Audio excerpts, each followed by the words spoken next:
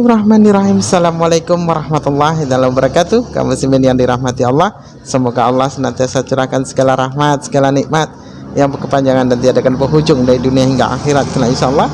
Dan Allah pun kumpulkan kita para kaum muslimin di bawah naungan aras Allah beserta para nabi, beserta para orang-orang yang Allah kasihi, Allah sayangi, Allah cintai insyaallah, di bawah naungan aras Allah kelak di mana tiada naungan selain daripada naungannya insyaallah. Amin amin Allahumma amin. Kaum muslimin, pada kesempatan malam hari ini saya akan mengunggah sebuah video yang dimana video ini ya mengesahkan tentang bagaimana seorang perempuan murtadin ya, yang membawa kesaksian lucu kaum muslimin ya.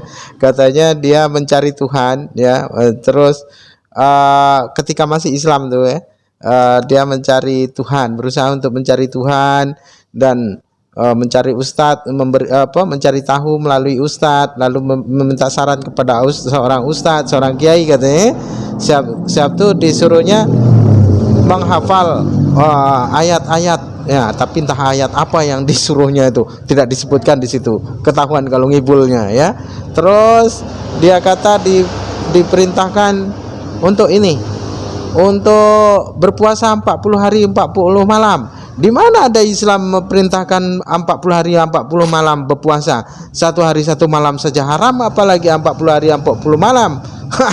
Ngacau. Nah, demikian kaum muslimin, kita akan saksikan bagaimana Dombiwati ini berkisah-kisah dusta ya. Maklum umat Paulus.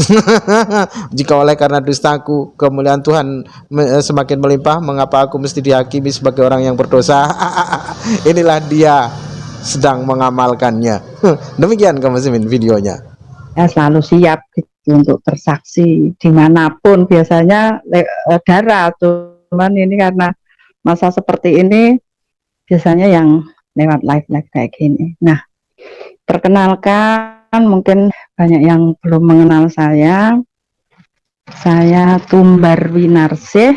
Saya itu kembar, jadi yang satu tuh Jinten Sumbarsih, tapi dia masih di seberang, jadi belum sebagai pengikut Tuhan Yesus gitu. Jadi saya tetap berdoa untuk setiap keluarga saya, anak-anak saya juga masih seberang, tapi jadi keluarga besar saya itu masih seberang, anak-anak juga masih, tapi saya bersyukur suami saya itu sebelum meninggal itu sudah menerima Tuhan Yesus sebagai Tuhan dan Juru Selamat, dan itu melalui proses juga gitu loh.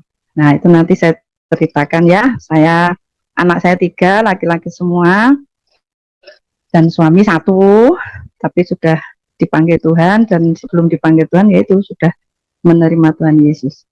Cerita dulu tentang latar belakang saya. Jadi latar belakang saya dulu dari seberang, dan saya juga mengajar beberapa ya, enggak banyak, cuma beberapa teman-teman ustadz hafalan gitu istilahnya. Kan ada toh yang pinter memang dia dari pondok pesantren, tapi ada juga yang cuma ustadz hafalan.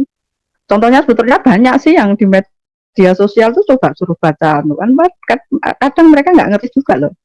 Nah, itu ada beberapa yang hafalan tuh saya ajari gitu loh. Nah, itu saya mengajar beberapa orang untuk membaca Al-Quran supaya benar. Kadang kan ada panjang pendeknya itu, kadang kan salah gitu dalam pembacaan Al-Quran, kan ada panjang pendeknya seperti itu. Nah, itu jadi saya pertama ketemu Tuhan Yesus itu saya mencari Tuhan. Saya itu mencari Tuhan. Jadi latar belakang saya seperti tadi ya. Terus saya itu mencari Tuhan. Karena apa? Saya dulu ngaji iya, sholat iya, ya toh, baca Al-Quran, tertib, puasa. Tapi kenapa? Saya tuh ditipu berkali-kali gitu loh. Jadi saya tuh bertanya sama Tuhan saya waktu itu, Tuhan, saya juga manggilnya Tuhan, bukan Allah, bukan. Jadi saya, Tuhan, apa yang salah pada diri saya? Kenapa saya ditipu? Padahal saya bantu istilahnya tempat ibadah, menyekolahkan orang itu istilahnya saya tuh sudah beramal gitu loh, beramal, tapi kok saya ditipu dari 10 juta naik 50, naik 100, ini sampai terakhir itu 1,4, itu 1,4 miliar ya, seperti itu. Nah, mungkin ada yang bertanya, kok wah kok duitnya banyak kan gitu toh. Nah, saya dulu itu, suami saya itu anak mantan pejabat, jadi anak gubernur Lampung tahun 70-an ya, seperti itu. Jadi kadang kan bertanya, ah itu double, itu kesaksian double. Kadang saya baca komen-komen itu, kadang ya ada sakit hati, tapi ya terus ya udah, Tuhan terserah Tuhan. Kadang saya baca-baca komen tuh kadang bikin apa ya, bikin emosi juga gitu loh, tapi saya nggak boleh membalas apa pernyataan-pernyataan mereka yang mengedonkan saya. Jadi mengedonkan saya kan waktu itu. Nah itu, tapi saya tetap berdoa untuk mereka. Nah seperti itu. Nah saya tuh mencari Tuhan. Nah saya nemui teman kiai saya yang dekat waktu itu, ada 3 orang ya, nggak usah saya sebut. Terus saya bertanya sama mereka, Pak gimana sih caranya ketemu Tuhan gitu. Saya tuh jawab itu hampir mirip ya. Nah, intinya itu, kamu tuh matio dulu. Matio dulu. Saya matio dulu tuh ya, kamu mati dulu gitu loh kalau mau ketemu Tuhan gitu. Saya kan terus gini, nah saya tuh anak-anak saya masih kecil-kecil Pak, masa saya harus mati? Nah, saya gitu. Terus udahlah Pak, saya tuh diajari mana ayat-ayat yang tak bisa tak baca ketika saya sholat tahajud mana gitu. Terus akhirnya dikasih beberapa bacaan banyak itu, sampai berlembar-lembar kok itu waktu itu. Nah itu harus hafal sebelum kamu ini, nggak boleh baca gitu. Oh gitu, harus hafal. Oke, saya gitu, saya hafal itu, saya hafalkan dulu. Terus syaratnya itu kamu puasa 40 hari 40 malam. Kalau zaman dulu kan umur saya masih 30-an istilahnya, suruh puasa 30 hari 40 hari 40, ya kan bingung, mesti kan terhalang dengan haid. Kalau haid kan nggak boleh. Nah gitu, ada larangan tersendiri gitu. Nah saya lupa kan ada ini Pak, nggak boleh toh Pak, ya terserah, pokoknya orang naik haji aja itu bisa kok. Ternyata itu saya harus konsultasi dokter gitu loh, untuk mengundurkan haid saya gitu. Jadi dikasih obat seperti itu. Akhirnya saya lakukan itu. Saya lakukan untuk mencari Tuhan itu tadi. Nah, puasa 40 hari 40 malam itu juga puasa, dan sholat tahajud juga. Pada hari ke-27 itu saya tuh ditemui sinar dulu. Pertama itu sinar, jadi saya sih nggak tidur, nggak, bukan saya itu bermimpi, bukan, tapi saya duduk karena posisinya saya masih baca-baca seperti itu, dan saya mencari Tuhan gitu loh. Ya pertama munculnya tuh di tembok tuh sinar gitu. Sinar, setelah gitu berubah jadi sinar tuh berubah jadi manusia gitu loh, manusia gini loh, terus pakai putih-putih gitu kan, cuma senyum, bawa tongkat seperti ini. Terus itu hari ke-27, yang hari ke-28 itu tangannya begini. Nah tangannya begini ini, sini ini berlubang gitu, dan lubangnya itu ada sinarnya juga. Jadi saya kaget juga gitu loh, kalau berlubang kan ini kan Nabi Isa, saya gitu kan. Kalau dulu kan itu Nabi bukan Tuhan kan, kalau saya dulu gitu loh ini kan Nabi Isa, kenapa yang nemuin dia, saya gitu. Kok bukan Nabi saya.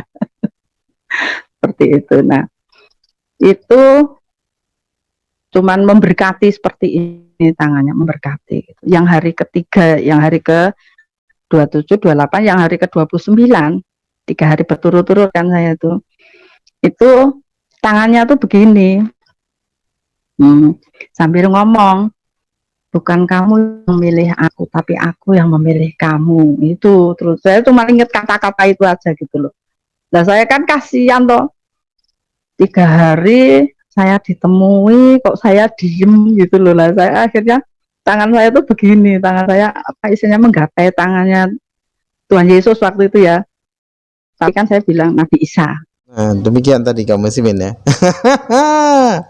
Ada-ada saja Dombiwati ini yang ngarang cerita, pandai kalau suruh ngarang cerita. Kenapa tidak pada jadi sutradara saja ya kan? Buat komik kah, buat apa karangan-karangan cerita ya, hanya mencari donasi saja ya, sampai berdusta-dusta.